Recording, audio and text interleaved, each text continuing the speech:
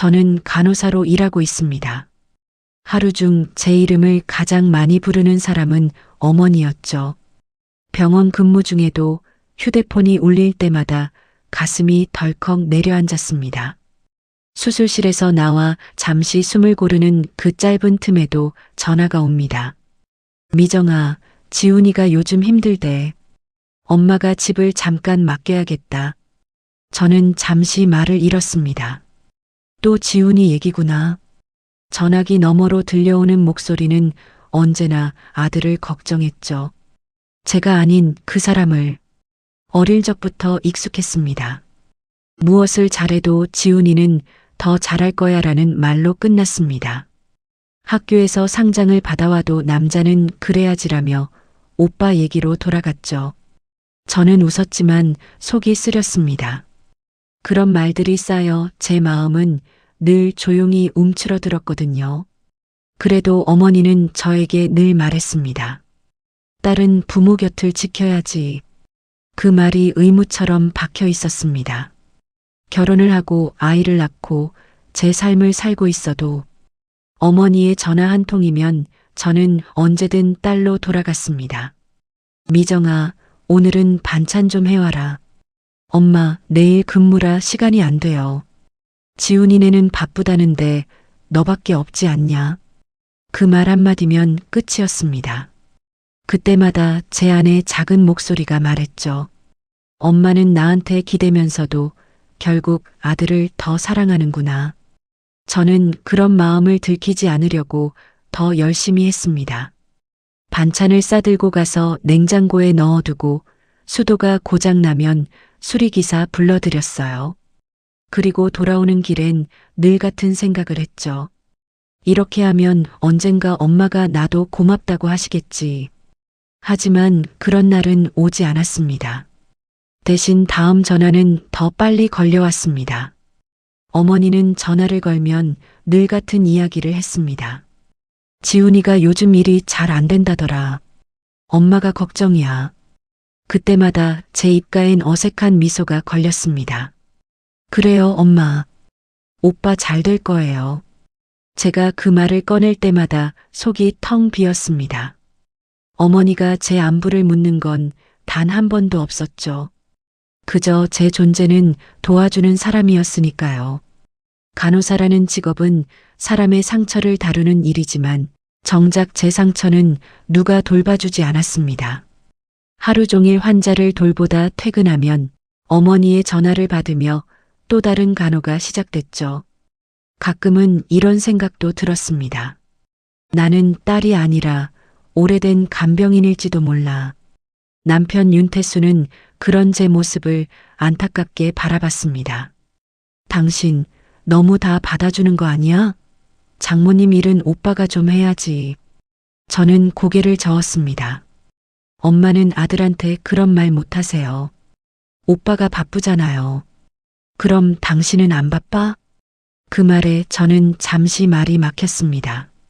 그러고는 그냥 웃었습니다. 나는 딸이잖아요. 그날 밤 침대에 누워 휴대폰을 뒤집어 놓았습니다. 불 꺼진 방에서 화면이 반짝일 때마다 심장이 뛰었죠. 이번엔 또 무슨 일일까? 전화벨이 울리면 받지 않아도 내용을 알 수 있었습니다. 지훈이 이야기, 어머니의 걱정, 그리고 제가 대신 들어야 할 한숨. 어떤 날은 정말 아무 일도 아닌 걸로 전화가 오기도 했습니다. TV가 안 켜진다. 리모컨 건전지 바꿔보셨어요? 아니, 그런 건 내가 와서 해야지. 이 대화를 몇 번이나 반복했는지 모릅니다. 그럴 때마다 저는 웃으며 대답했습니다. 금방 갈게요. 하지만 사실은 울고 싶었습니다. 이제는 제 이름이 불릴 때마다 무겁게 느껴졌습니다. 미정아라는 부름 속엔 애정보다 요구가 더 많았으니까요.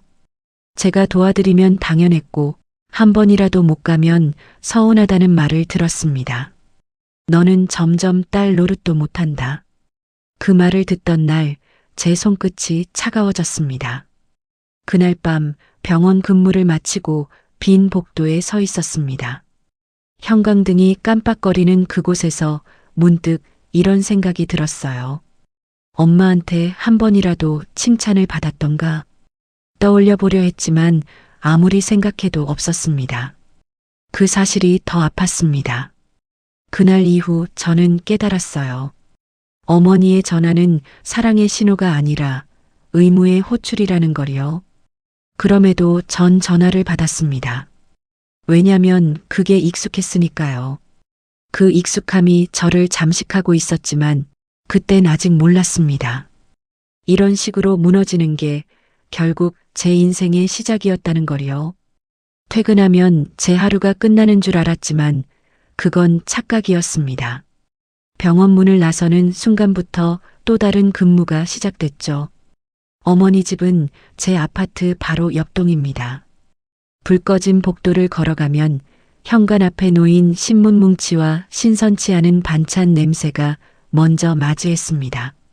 손에 들린 장바구니는 늘 무겁고 마음은 그보다 더 무거웠습니다. 미정아, 세탁기가 또 멈췄어.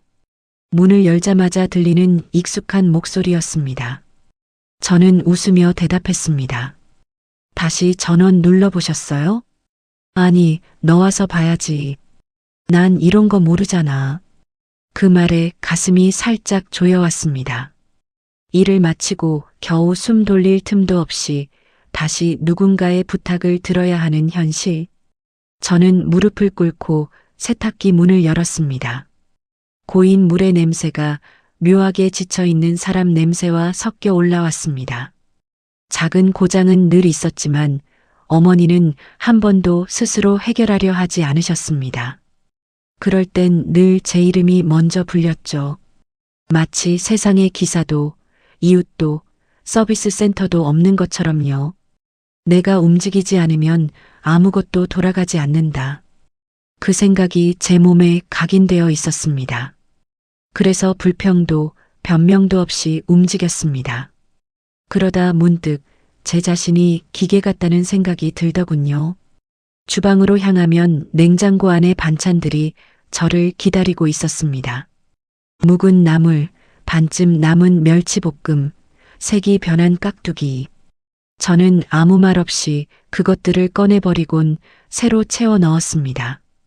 어머니는 그 모습을 보며 당연하다는 듯 말씀하셨죠. 넌 손이 야무져서 좋다. 그 말은 칭찬이 아니라 지시처럼 들렸습니다. 제가 하지 않으면 아무도 안 한다는 걸 알고 계셨으니까요. 저녁이 되어도 제 일은 끝나지 않았습니다. 어머니는 드라마를 보며 계속 말을 걸었습니다. 지훈이는 요즘 일이 잘 안 풀린다더라. 그 애는 마음이 약해서 내가 늘 걱정이야. 저는 젓가락을 멈추지 않고 그러시구나 하고 짧게 대답했습니다. 그 말 안에는 수많은 감정이 눌려 있었습니다. 질투도 서운함도 체념도. 하지만 입 밖으로 새어나오면 죄처럼 느껴질까봐 꼭 삼켰죠. 남편 윤태수는 그런 제 모습을 볼 때마다 안타까워했습니다. 당신이 왜 다 해? 오빠도 자식이잖아. 오빠는 요즘 힘들대요. 엄마가 많이 의지하시잖아요.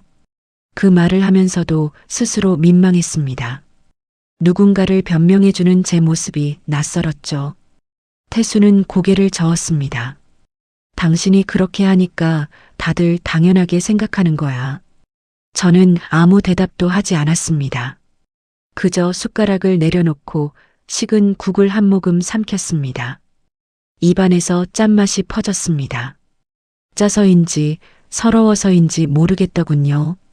밤이 되면 몸은 무겁게 침대에 눕지만 마음은 잠들지 않았습니다. 불 꺼진 방 안에서도 전화벨 소리가 들리는 듯 했습니다. 손끝이 저절로 휴대폰을 찾았습니다. 혹시 어머니가 다치신 건 아닐까? 혹시 또 뭐가 고장난 건 아닐까? 이제는 실제로 전화가 울리지 않아도 머릿속에서 벨소리가 울렸습니다. 그건 거의 습관처럼 자리 잡은 불안이었죠. 가끔은 거울 앞에서 제 얼굴을 봅니다. 눈가에 늘어진 피로와 입가에 경직된 선. 그 속에서 나는 점점 흐릿해지고 있었습니다. 나는 딸일까 아니면 일꾼일까? 누구의 요청에도 거절 못하는 간호사처럼 가족에게도 늘 예스라고만 말하는 사람이 되어 있었습니다. 어머니는 종종 말했습니다. 너 같은 딸 있으면 든든하지. 지훈이는 아직 철이 없어. 그 말이 이상하게 들렸습니다. 칭찬처럼 포장된 비교였죠.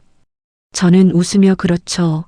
오빠는 아직 어려서 라고 받아줬습니다. 하지만 속으로는 생각했습니다. 그 오빠 이제 나보다 2살이나 많은데 언제 철들까? 저는 정말 노력했습니다. 어머니의 잔소리를 들어도 부탁이 쌓여도 감정이 쌓여도 그래도 엄마잖아요 라는 말로 끝냈습니다. 그 한마디가 마치 저를 사람답게 만드는 최소한의 도덕처럼 느껴졌거든요. 하지만 그 도덕은 점점 족쇄로 변했습니다. 누군가를 끝없이 이해하면 언젠가는 나 자신이 사라진다는 걸 그땐 몰랐습니다. 어느 날 퇴근길 버스 창문에 비친 제 얼굴이 낯설었습니다. 눈빛이 비어 있었고 입꼬리는 내려가 있었습니다. 언제 이렇게 늙었지? 나이보다 피로가 먼저 얼굴에 새겨지고 있더군요. 그때 버스 안에서 어머니의 전화가 울렸습니다. 저는 눈을 감은 채로 통화를 받았습니다. 미정아, 김치가 너무 시다. 새로 좀 해와. 그 짧은 한마디에 다시 모든 의지가 무너졌습니다. 집에 도착해 김치 양념을 버무리며 문득 생각했습니다. 이렇게까지 해야 하나? 하지만 그 질문은 금세 그래도 엄마니까 라는 답으로 덮였습니다. 저는 그 말을 스스로에게 되뇌며 살아왔습니다. 그래서인지 눈물이 나도 울지 않았습니다. 대신 손이 더 빨라졌고 표정은 더 단단해졌죠. 이제 돌이켜보면 그때의 저는 사랑을 주는 게 아니라 의무를 견디고 있었던 것 같습니다. 누가 시킨 것도 아닌데 스스로 짐을 들고 있었죠. 그 짐이 익숙해지니 오히려 놓는 게 두려워졌습니다. 그게 바로 헌신의 무서운 얼굴이라는 걸 저는 그때 알지 못했습니다. 사람은 자신이 묶인 줄 모른 채로 가장 열심히 움직이기도 하니까요.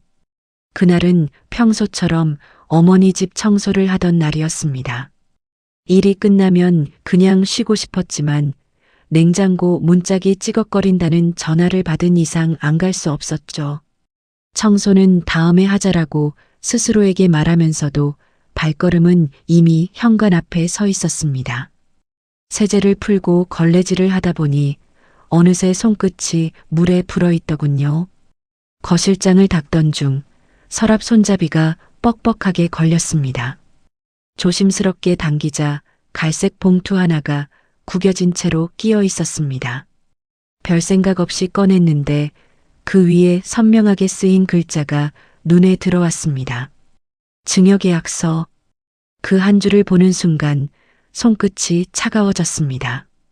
저는 무의식적으로 봉투를 열었습니다. 속에는 인쇄된 서류 여러 장이 깔끔하게 정리되어 있었죠. 그리고 그 아래쪽 수치인 이름에서 제 시선이 멈췄습니다. 한지훈. 남동생의 이름이었습니다. 순간 머릿속이 하얘졌습니다. 손끝이 떨리고 숨이 멎는 것 같았죠. 서류를 덮었지만 활자가 눈에 박혀 떨어지지 않았습니다. 증여, 지훈, 두 단어가 머릿속을 계속 맴돌았습니다. 이게 뭐지? 왜 지훈 이름이지? 왜 나에게 아무 말도 없지? 수많은 질문이 한꺼번에 밀려왔습니다. 엄마. 제 목소리가 조금 떨렸습니다. 어머니는 소파에서 드라마를 보다가 고개를 돌렸습니다. 왜? 이거 뭐예요? 제가 봉투를 내밀자 어머니는 잠시 눈을 피하더니 아무렇지 않게 말했습니다. 그거 그냥 혹시 몰라서 준비해 둔 거야. 별건 아니야. 그 말이 끝나자 제 안에 무언가가 찢어지는 소리가 들렸습니다. 혹시 몰라서. 그 말이 제게는 이미 마음이 기울었다는 뜻으로 들렸습니다. 저는 아무 말 없이 봉투를 다시 서랍에 넣었습니다. 문이 닫히는 소리가 유난히 크게 들렸습니다. 그날 이후 어머니는 제 전화를 피했습니다. 평소라면 하루에도 몇 번씩 걸려오던 전화가 뜸해졌죠. 대신 문자 한 통이 왔습니다. 미정아, 이번 주는 바쁘니까 오지 말아라. 그 문장을 읽으며 이상한 예감이 들었습니다. 이제 나는 필요 없어진 걸까? 밤에 퇴근해서도 머릿속에서 그 서류가 떠나지 않았습니다. 식탁에 앉아 물을 마시며 생각했습니다. 내가 지금까지 해온 일들이 다 의미 없는 거였을까? 반찬을 해드리고 병원도 같이 가고 냉장고 문도 고쳤는데 그 모든 게 결국 아들의 집을 지키기 위한 일이었던 걸까? 그때 남편 윤태수가 조심스레 물었습니다. 무슨 일 있어? 얼굴이 하얗다. 저는 그냥 피곤하다고 했습니다. 하지만 손이 떨려 컵을 제대로 잡지 못했습니다. 물을 흘렸고 유리컵 밑으로 번지는 물자국을 멍하니 바라봤습니다. 그 순간 문득 깨달았습니다. 이게 단순히 돈의 문제가 아니라 존재의 문제라는 걸요. 나는 이 집에서 언제나 조연이었구나. 그 사실이 머리를 쿵 때렸습니다. 며칠 뒤 지훈 오빠에게서 메시지가 왔습니다. 미정아, 엄마 일에 너무 간섭하지 마. 다 엄마가 알아서 결정하신 거야. 짧은 문장이었지만 그 속에는 선이 그어져 있었습니다. 여기까지 오지 마라. 그 말이었죠. 휴대폰을 내려놓으니 손이 차갑게 식었습니다. 대답을 쓰려다가 지웠습니다. 뭘 써도 상처가 될 것 같았습니다. 결국 아무 말도 하지 않았습니다. 그날 밤 저는 어머니 집 근처를 지나치며 창문 불빛을 올려다봤습니다. 그곳에서 늘 반찬 냄새와 TV 소리가 새어나오던 창문. 오늘은 조용했습니다. 눈앞이 갑자기 흐려졌습니다. 서류 한 장이 이렇게 사람의 관계를 바꿀 수 있구나. 그게 세상에서 제일 슬펐습니다. 그 후로 제 행동은 조금 달라졌습니다. 청소를 하면서도 서랍장은 열지 않았습니다. 반찬을 만들면서도 그 집 냄비에 손이 가지 않았습니다. 의무감보다 경계심이 먼저 생겼죠. 이건 내 몫이 아닐 수도 있다는 생각이 머리를 스쳤습니다. 그 생각이 나를 더 차갑게 만들었습니다. 간호사로 일할 때 저는 늘 환자에게 말했습니다. 몸의 상처보다 마음의 상처가 더 오래 가요. 그 말을 수없이 했지만 정작 제 마음이 상처 입었을 땐 어디에도 붙일 약이 없었습니다. 누군가를 위해 살아온 시간들이 이렇게 단번에 무너질 수도 있다는 걸 그때 처음 알았습니다. 그날 이후 저는 어머니의 전화를 기다리지 않게 됐습니다. 전화가 오면 받았고 안 오면 그냥 두었습니다. 이상하게도 그게 더 편했습니다. 불안이 줄어들자 마음이 조용해졌거든요. 하지만 동시에 그 조용함이 너무 낯설었습니다. 내가 그동안 쌓아온 착한 딸이라는 껍데기가 서서히 벗겨지는 기분이었죠. 그 밤 잠들기 전 서랍에 넣어둔 그 서류가 자꾸 생각났습니다. 봉투의 질감, 잉크 냄새, 손끝에 닿았던 차가움. 그게 꿈속에서도 떠올랐습니다. 그리고 문득 깨달았죠. 사람의 마음도 서류처럼 정리될 수 있다면 얼마나 편할까. 그런데 현실은 그렇지 않다는 걸요. 어머니의 마음은 이미 한쪽으로 기울었고 그 기울어진 방향은 제가 아닌 다른 사람을 향하고 있었습니다. 새벽 공기가 유난히 싸늘했던 날이었습니다. 야간 근무가 끝나고 병원 복도를 나서는데 주머니 안에서 진동이 울렸습니다. 화면에 엄마라는 이름이 떠 있었습니다. 그 이름 세 글자만 봐도 심장이 먼저 반응했죠. 받기 전부터 이미 무슨 일인지 감이 왔습니다. 미정아, 나 넘어졌어. 욕실에서. 목소리는 떨렸고 숨이 가빠 있었습니다. 순간 머리가 새하얘졌습니다. 지금 어디예요? 움직이지 마세요. 제가 바로 갈게요. 병원 로비로 뛰쳐나가 택시를 잡았습니다. 운전기사가 행선지를 묻기도 전에 빨리 부탁드립니다라는 말이 먼저 튀어나왔습니다. 새벽 어둠 속 도로는 비에 젖어번들거렸고 가로등 불빛이 차창에 스쳐 지나갈 때마다 가슴이 덜컥거렸습니다. 휴대폰을 쥔 손이 땀으로 젖었죠. 전화 너머로 들리는 어머니의 신음이 계속 귓속을 때렸습니다. 집에 도착하자 현관문이 반쯤 열려 있었습니다. 욕실 문틈 사이로 새어나오는 불빛 아래 어머니가 바닥에 주저앉아 있었습니다. 손으로 허리를 감싸고 얼굴을 찡그린 채 떨고 있더군요. 엄마, 움직이지 마세요. 구급차 바로 부를게요. 담요를 꺼내 덮어드리고 휴대폰으로 119를 눌렀습니다. 신고를 하면서도 손이 제대로 눌리지 않아 2번이나 다시 눌렀습니다. 잠시 뒤 들려오는 사이렌 소리가 그렇게 길게 느껴진 적이 없었습니다. 구급대원들이 들것을 들고 들어오자 어머니는 제 손을 잡았습니다. 지훈이는 바쁠 텐데 깨우지 마라. 그 한마디에 가슴이 서늘해졌습니다. 이 상황에서도 오빠 생각이라니 그 말이 이상하게 깊게 박혔습니다. 입술이 떨렸지만 아무 말도 하지 않았습니다. 그저 구급대원이 어머니를 들어올릴 때 팔을 받쳐주었죠. 병원 응급실의 공기는 늘 비슷했습니다. 소독약 냄새와 긴장된 목소리들, 금속기구가 부딪히는 소리. 하지만 그날은 그 익숙한 풍경이 너무 낯설었습니다. 환자가 아니라 보호자로 서 있다는 게 이렇게 다르게 느껴질 줄은 몰랐어요. 검사를 기다리며 의자에 앉아 있을 때 손끝이 계속 떨려서 서류를 제대로 잡지 못했습니다. 마치 제 일이 아닌 것처럼 멍했습니다. 의사는 다행히 큰 골절은 없다고 했습니다. 다만 허리 근육이 심하게 손상돼 당분간 거동이 어렵다고 했죠. 며칠 입원하시죠. 저는 고개를 끄덕였습니다. 의사 앞에선 단정한 표정을 유지했지만 마음은 이미 어딘가 부서져 있었습니다. 병실에 어머니를 눕히고 자리를 정리하자 그제야 어머니가 말을 꺼냈습니다. 지훈이가 요즘 힘들대. 잠도 잘 못 잔다더라. 그 말이 제 귀를 스쳤습니다. 잠깐 멈칫했죠. 저는 피곤해서 말이 잘 안 나온다고 했지만 속에서는 다른 목소리가 들렸습니다. 엄마, 지금 그 얘기를 꼭 해야 해요? 그 질문이 목끝까지 올라왔지만 꾹 눌렀습니다. 밤이 깊어 병실 불이 하나둘 꺼졌습니다. 저는 의자에 앉아 어머니 옆을 지켰습니다.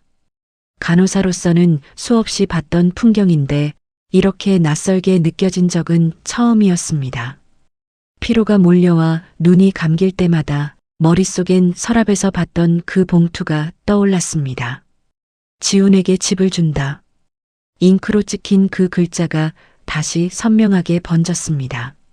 잠결에 들려오는 어머니의 숨소리가 거칠었습니다.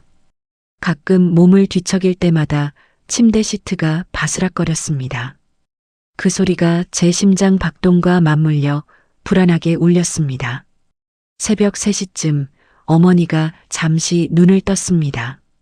미정아, 내가 있어서 다행이다. 그 말 한마디에 눈물이 날 것 같았어요. 하지만 바로 이어진 말이 또 날카롭게 가슴을 긁었습니다. 지훈이는 이런 일 약해서 못 봐. 그 순간 제 안에 모든 감정이 뒤섞였죠. 서글픔과 분노, 그리고 체념이. 아침이 밝을 무렵 창문 밖으로 희미한 햇살이 들어왔습니다. 의자에 앉은 제 허리는 뻣뻣했고 손가락 관절이 저릿저릿했습니다. 저는 종이컵에 담긴 미지근한 커피를 들고 잠깐 창문을 봤습니다. 거리엔 이미 출근길 사람들이 바쁘게 움직이고 있었죠. 세상은 늘 그랬듯 제 감정과 상관없이 흘러갔습니다. 병실로 돌아오자 어머니는 다시 잠들어 있었습니다. 그 얼굴을 바라보며 묘한 감정이 들었습니다. 이 사람을 미워할 수도 완전히 사랑할 수도 없는 마음. 한쪽은 의무감으로, 한쪽은 오래된 습관으로 연결된 관계. 효도는 사랑이 아니라 포기와 타협이 사이에 있다. 그 생각이 문득 머릿속에 떠올랐습니다. 저는 조용히 의자에 앉아 메모지에 작은 글씨로 적었습니다. 나는 오늘 또 엄마의 보호자였다. 글자를 쓰는 손이 덜덜 떨렸습니다. 보호자라는 단어가 이렇게 무겁게 느껴진 적은 처음이었습니다. 환자의 상태를 기록하는 게 아니라 내 마음의 상태를 적는 것 같았죠. 그날 밤 집으로 돌아왔을 때 거울 속 제 얼굴은 낯설 정도로 피곤해 보였습니다. 눈밑이 퀭했고 입술은 말라 있었습니다. 세수를 하다 문득 생각했습니다. 엄마가 다친 게 불행일까? 아니면 나에게 돌아온 이 시간들이 더 불행일까? 답을 내릴 수 없었습니다. 그저 물이 흐르는 소리를 들으며 오래 서 있었습니다. 그날 이후 저는 조금 달라졌습니다. 전화가 울려도 예전처럼 바로 받지 않았습니다. 어머니가 다친 후에도 제 마음속에서는 여전히 똑같은 문장이 맴돌았습니다. 지훈이는 바쁘다. 지훈이는 힘들다. 그리고 그 문장은 마치 제 이름 위에 짙게 덮인 그림자 같았습니다.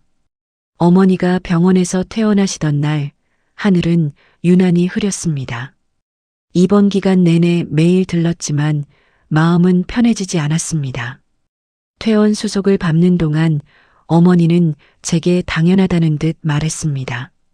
며칠은 내 집에 있어야겠다. 혼자선 아무래도 불편하거든. 저는 말없이 고개를 끄덕였습니다. 사실 반대할 이유도 반대할 힘도 없었어요. 이미 모든 게 정해진 듯 굴러가고 있었죠. 남편 태수는 처음엔 조심스럽게 반응했습니다. 괜찮겠어? 당신도 피곤할 텐데. 저는 억지로 웃으며 대답했습니다. 괜찮아요. 잠깐이잖아요. 그 말 속엔 거짓이 절반이었죠. 잠깐이라는 단어가 이렇게 길게 느껴질 줄은 그때 몰랐습니다. 며칠간 어머니는 우리 집 거실 한켠에 누워 계셨습니다.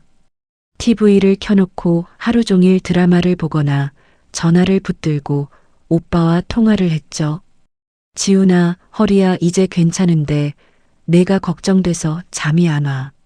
그 말에 저는 식탁 위 물컵을 내려놓았습니다. 물방울이 흔들리며 미세하게 진동했습니다. 그 작은 떨림이 제 마음 같았죠. 저는 하루 종일 병원 업무를 마치고 돌아와 어머니의 약을 챙기고 식사를 준비했습니다. 퇴근 후에도 간호사는 계속되는 셈이었죠. 어머니는 종종 저를 보며 말했습니다. 역시 내 딸이야. 이런 건 아들보다 내가 낫지. 그 말이 이상하게 들렸습니다. 칭찬 같지만 그 속엔 당연함이 깔려 있었으니까요. 그러던 어느 날 밤 딸 서연이가 제 방으로 들어왔습니다. 엄마, 외할머니 폰 좀 봐요. 서연이는 당황한 얼굴이었습니다. 왜? 우연히 봤는데 이상한 메시지가 있어서. 그 말에 휴대폰을 건네받았습니다. 화면엔 짧은 문장이 남아 있었습니다. 엄마, 등기 전날은 변호사랑 같이 가요. 걱정 마세요. 보낸 사람은 지훈이었습니다. 순간 머릿속이 멍해졌습니다. 눈앞이 좁아지고 심장이 쿵 내려앉았죠. 손끝이 차갑게 식어 휴대폰을 제대로 잡지 못했습니다. 그 문장을 몇 번이나 다시 읽었습니다. 등기 이전, 변호사, 걱정 마세요. 그 세 단어가 내내 머릿속을 맴돌았습니다. 숨이 막혔습니다. 서연이가 조심스레 물었습니다. 외삼촌이랑 외할머니가 무슨 일 하는 거예요? 저는 대답하지 못했습니다. 입이 떨어지지 않았어요. 그때 어머니 방문이 열렸습니다. 무슨 얘기하니? 서연이는 재빨리 방으로 들어갔고 저는 침착한 척 대답했습니다. 별거 아니에요. 그냥 서연이 학교 얘기했어요. 하지만 제 목소리가 떨려 있었습니다. 그날 밤 잠이 오지 않았습니다. 거실 불빛이 새어나오는 문틈 사이로 TV 소리와 함께 어머니의 웃음소리가 들렸습니다. 지훈이가 요즘 일 잘 풀린다더라. 그 말 한마디가 귓속에 박혀서 빠지질 않았죠.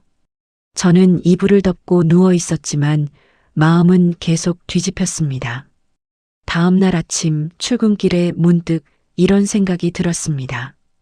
이건 실수가 아니라 계획이었구나. 서류, 전화, 그리고 그 문자까지 모든 조각이 하나로 이어졌습니다. 그리고 그 퍼즐의 중심에는 언제나 지훈이가 있었습니다. 점심시간 병원 휴게실에서 커피를 마시는데 휴대폰에 어머니에게서 메시지가 왔습니다. 미정아, 오늘은 퇴근 늦지 마라. 지훈이 온다. 그 한 줄을 읽는 순간 커피 맛이 사라졌습니다. 가슴이 답답하게 조여왔죠. 이제야 알겠더군요. 어머니의 걱정 말하는 말은 언제나 저를 위한 말이 아니었다는 걸요. 퇴근 후 집에 들어오니 거실엔 오빠가 앉아 있었습니다. 미정아, 오랜만이네. 그의 얼굴엔 어딘가 여유가 묻어 있었습니다. 엄마 상태 괜찮으시대? 응, 이제 많이 좋아지셨어. 짧은 대화였지만 공기가 묘하게 차가웠습니다. 어머니는 두 사람 사이를 보며 미소 지었습니다.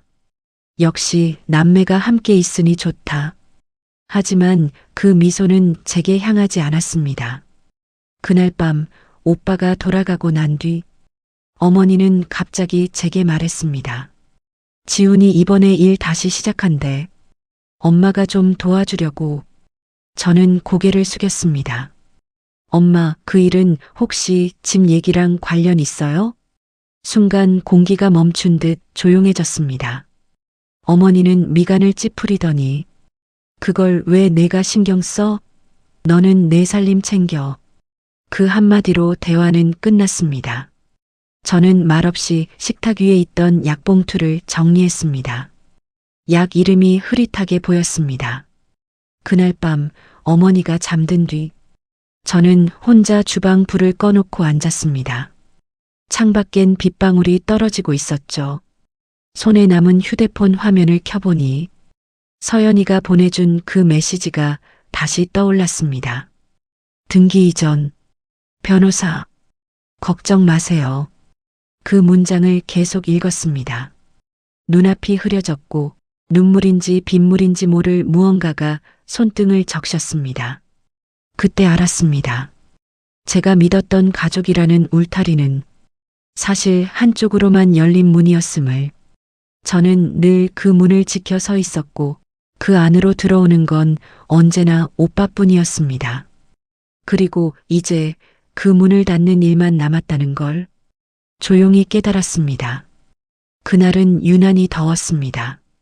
병원에서 돌아오자마자 문을 열었는데 거실 공기마저 눅눅하게 눌려 있었습니다.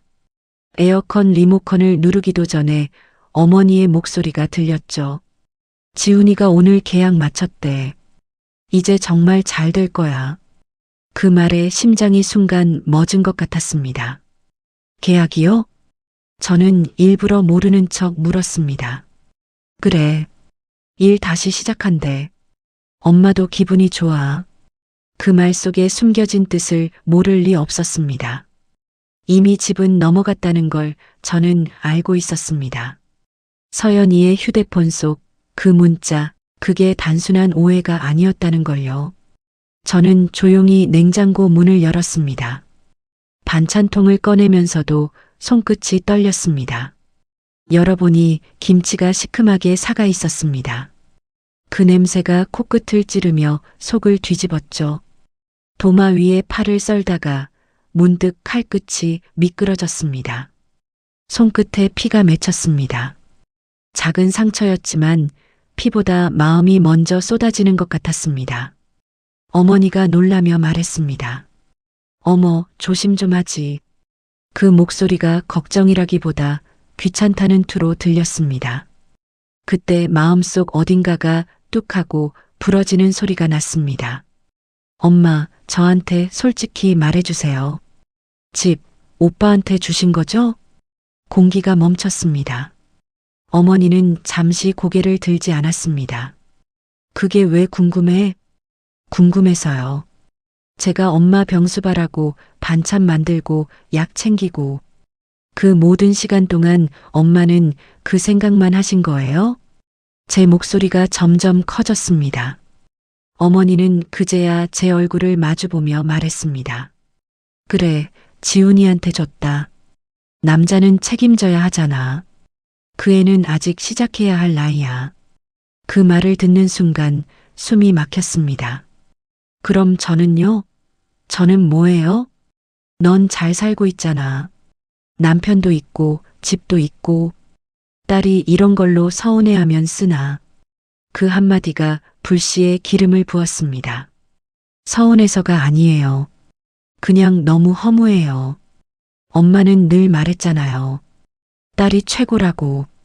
근데 결국엔 아들이었네요. 제가 그렇게 말하자 어머니는 차가운 표정으로 고개를 돌렸습니다. 그래도 피부친데 아들한테 뭘 좀 해주면 안 되냐? 그 순간 목 안에서 울음이 치밀었습니다. 피부치는 저도 안 해요? 제 입에서 터져나온 그 말에 어머니 얼굴이 일그러졌습니다. 너 왜 이렇게 버릇없이 구니? 엄마가 너 키우느라 어떻게 고생했는데. 그 말 평생 들어온 대사였습니다. 이제는 그 문장만 들어도 눈물이 아니라 한숨이 먼저 나왔죠. 엄마는 아들 걱정만 하잖아요. 제가 다친 줄도 모르고 제가 무슨 생각하는지도 모르잖아요. 말이 계속 터져나왔습니다. 그동안 삼켜왔던 말들이 한꺼번에 쏟아졌습니다. 이틀에 한 번씩 가서 반찬 드리고 청소하고 병원 모시고 다니고 그게 다 뭐였는지 모르겠어요. 결국 엄마 마음은 다른 데 있었잖아요. 손끝이 떨려 식탁 위 컵이 흔들렸습니다. 물방울이 튀어 흩어졌죠. 그 순간 어머니의 눈빛이 싸늘하게 식었습니다. 그래서 이제 나버리겠다는 거냐?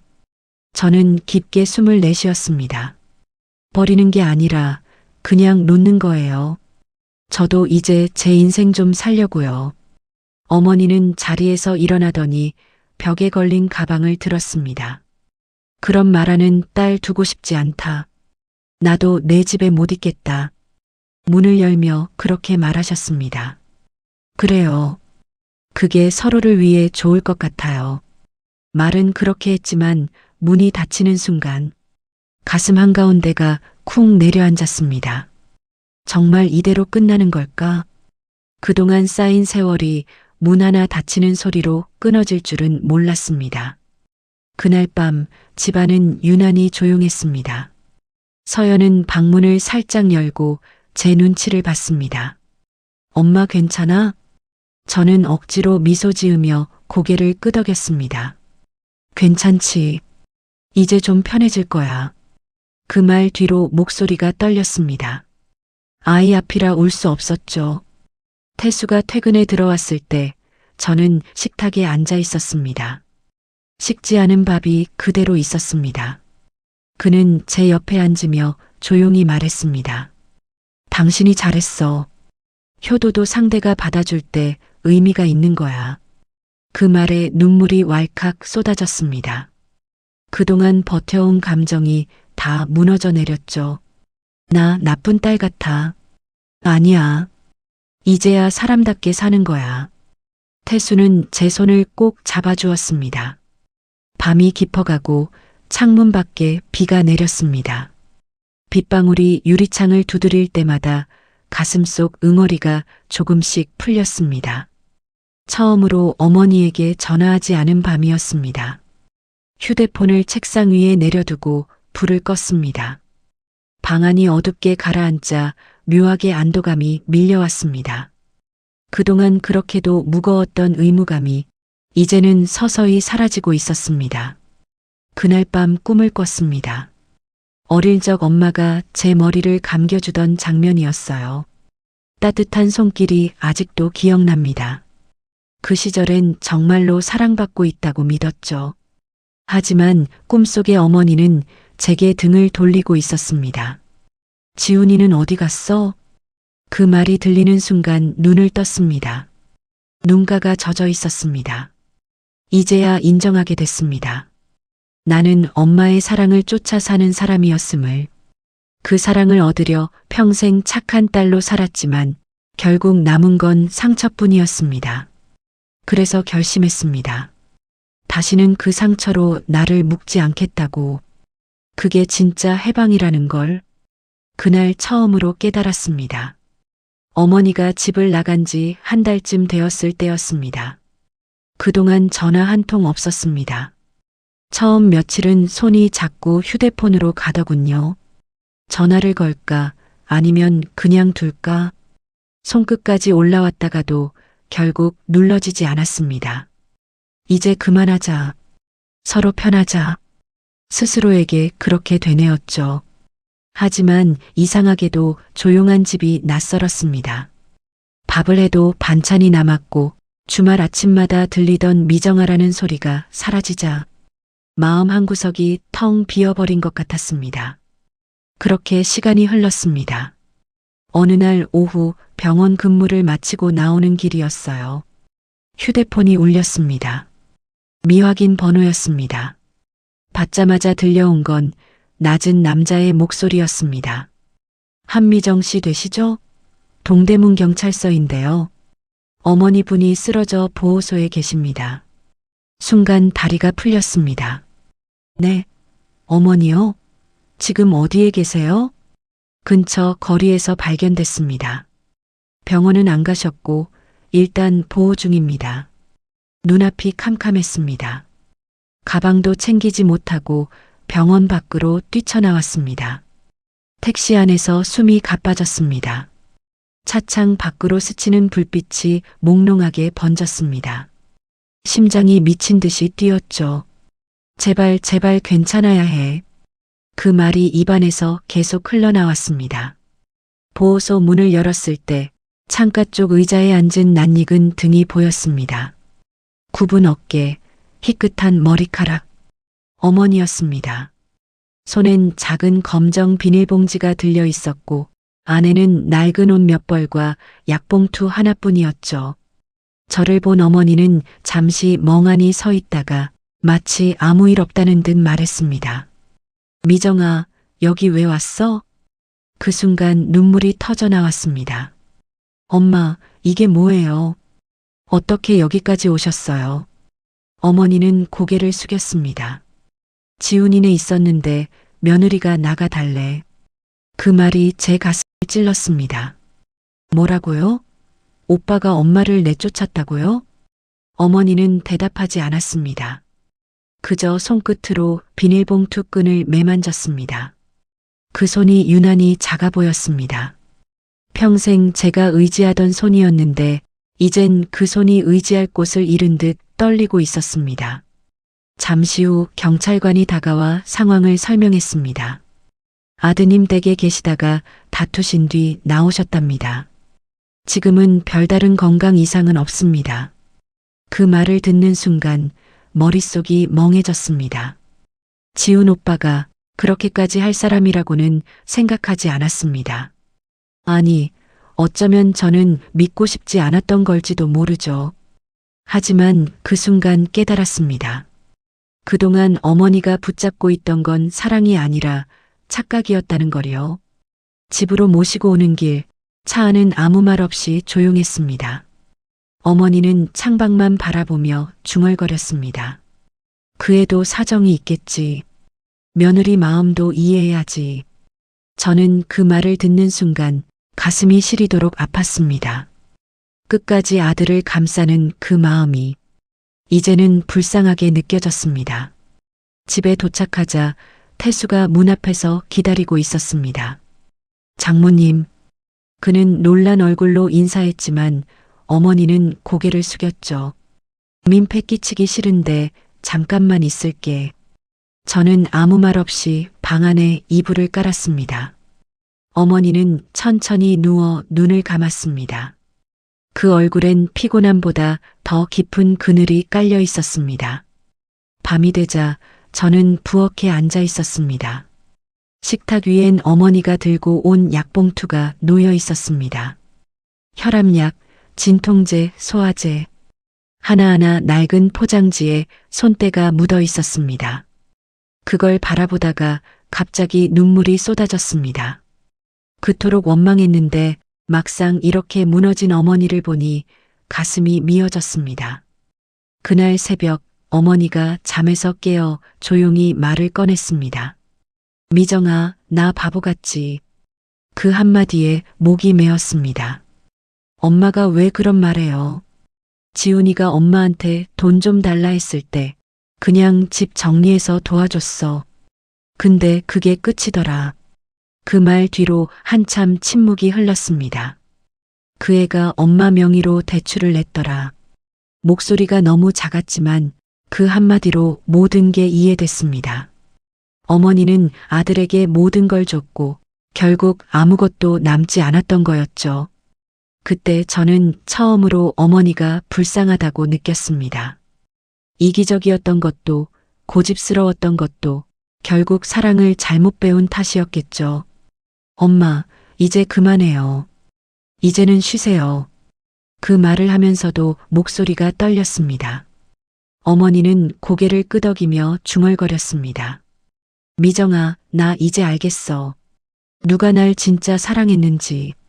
그 말에 저는 아무 대답도 못했습니다. 대신 손을 잡았습니다. 그 손이 너무 차가웠습니다. 창밖으로 새벽빛이 조금씩 스며들고 있었습니다. 회색 하늘 아래 이상하게 마음이 조용했습니다.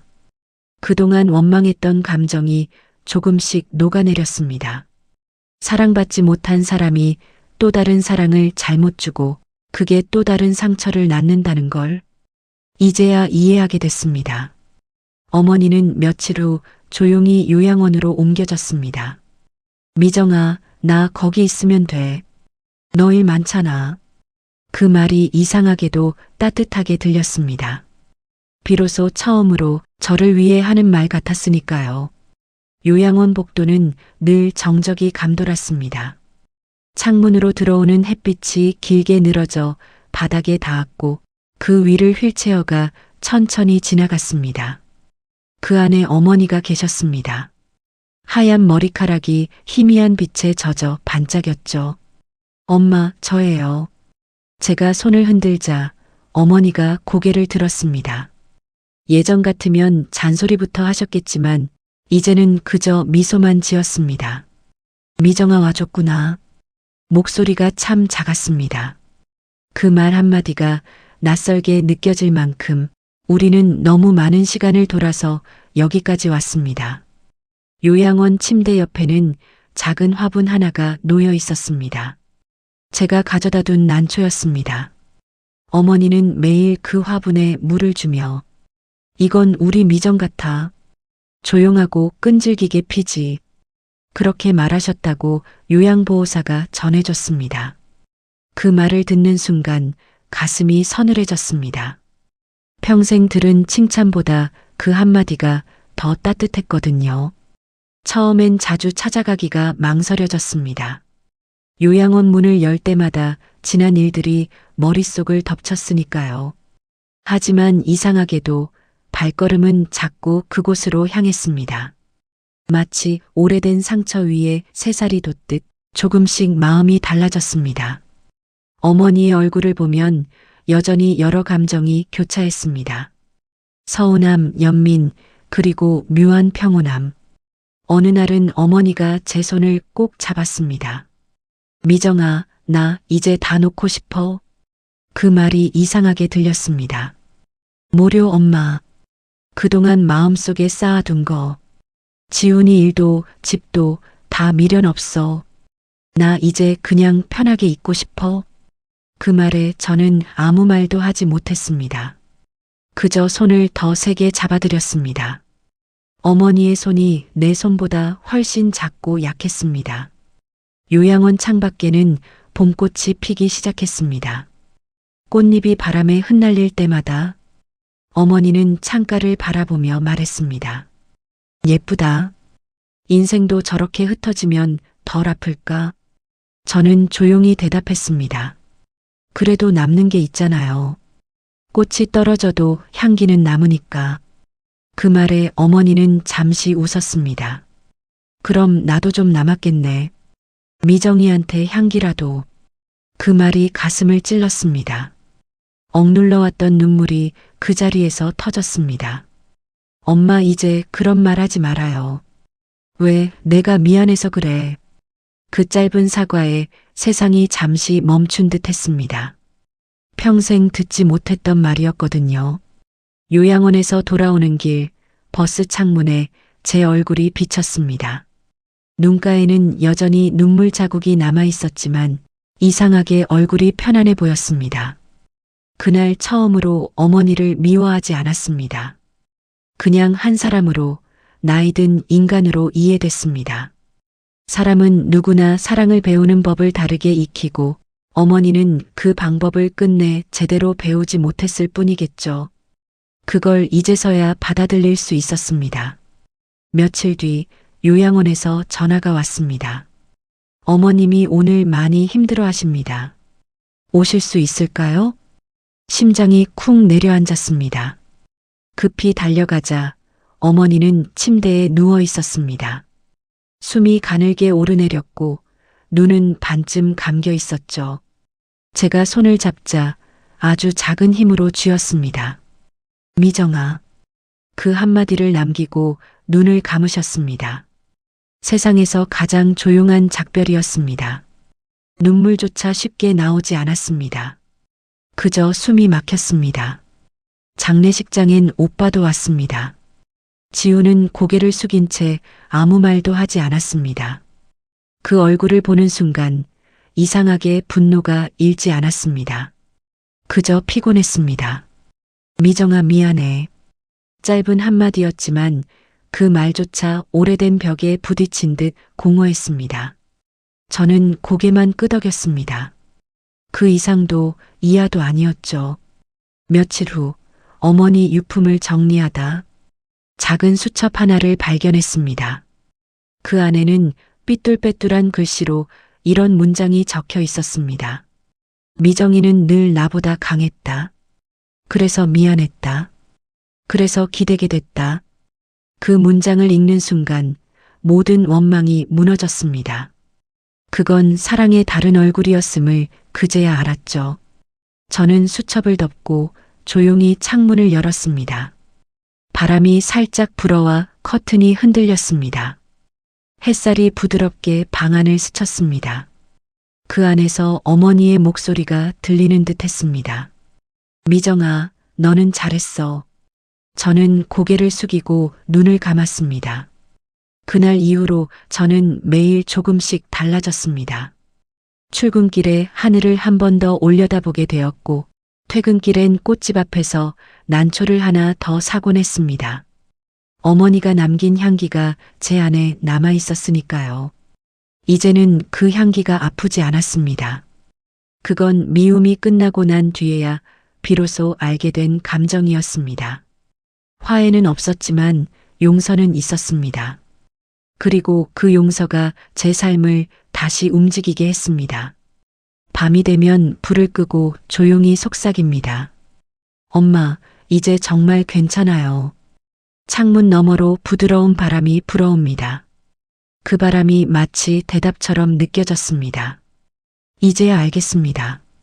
사랑은 주는 쪽이 아니라 받을 준비가 된 쪽에 남는다는 걸요. 그리고 저는 이제야 비로소 진짜 나를 사랑하기 시작했습니다. 오늘도 황금들녘과 함께 해주셔서 감사합니다. 이 이야기가 여러분 마음에 작은 울림이 되었다면 좋아요와 구독 그리고 알림 설정 부탁드립니다. 잊지 못할 순간, 마음에 남는 말, 누군가와 나누고 싶은 경험이 있다면 댓글에 이야기를 들려주세요. 더 따뜻한 황금빛 이야기로 다시 찾아뵐게요. 건강한 하루 보내세요.